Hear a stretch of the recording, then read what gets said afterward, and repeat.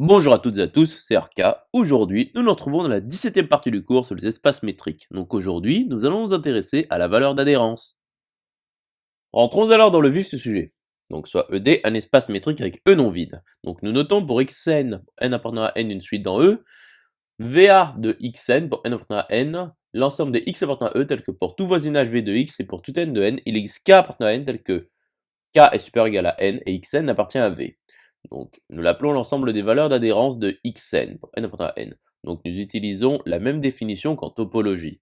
Donc, démontrons que pour toute suite xn pour n appartenant à n dans E, VA de xn pour n appartenant à n est non vide implique que pour toute valeur d'adhérence de la suite xn pour n appartenant à n, x, il existe phi, une application de n dans n telle que pour tout n de n, phi de n est strictement inférieur à phi de n plus 1, et la limite lorsque n va plus l'infini de x de phi n est égale à x.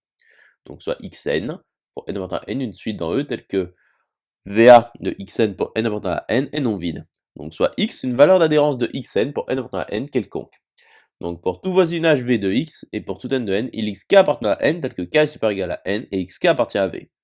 Donc pour tout epsilon strictement positif et pour tout n de n, il existe k appartenant à n tel que k est supérieur ou égal à n et dxkx est strictement inférieur à epsilon. Donc soit n appartenant à n quelconque. Donc il existe k appartenant à n tel que k est supérieur ou égal à n et dxkx est strictement inférieur à 1 sur n plus 1, car 1 sur n plus 1 est strictement positif. Poursuivons la démonstration. Nous pouvons alors constituer une famille Kn pour n appartenant à n puissance n telle que, pour tout n de n, Kn est strictement inférieur à Kn plus 1 et dxxkn est strictement inférieur à 1 sur n plus 1, en considérant k supérieur ou égal à n plus 1 auparavant. Donc soit phi, l'application de n dans n qui est associée à n, Kn. Donc, pour tout n de n, dx phi nx est strictement inférieur à 1 sur n plus 1. Donc, nous en déduisons que la limite lorsque n va plus l'infini de x phi n est égale à x. Conclusion établie. J'espère que cette vidéo vous aura plu et vous sera utile. Nous nous retrouvons dans la 18e partie.